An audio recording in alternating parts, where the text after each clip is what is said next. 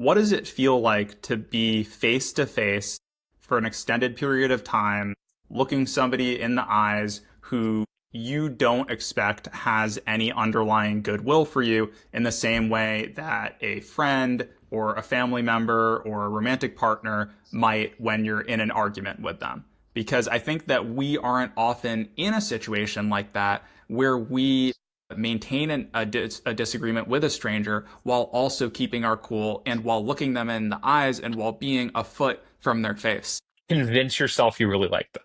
Like, I trick myself, and it gets to the point where, like, even when the cameras were not rolling, there was a little bit of interaction between me and Jordan, where I was also being kind of friendly and nice, and it's method acting. I think that you might be underselling. I think what people can feel when they watch you is that you are not performing kindness. You're not performing respect. What I see is you are genuinely offering respect and you are genuinely Right, offering a right. form of kindness to Jordan Peterson.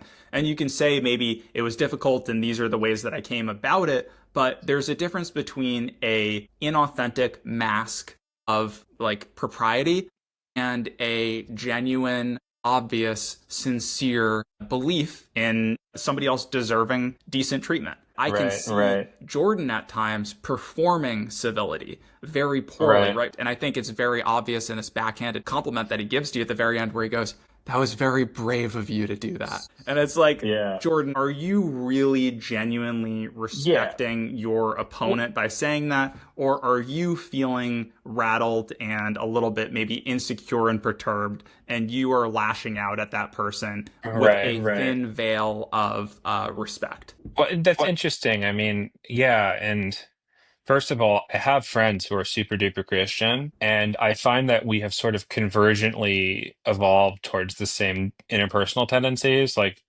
when we're talking about how to deal with a situation, we often have very similar instincts and motivations, which is always like funny to me because we're coming from like literally opposite ends of the spectrum in terms of, like theology and religious beliefs. I don't know how to put it. It's okay. I need to get myself into a mental state where I'm feeling these motivations about how I want to treat this other person.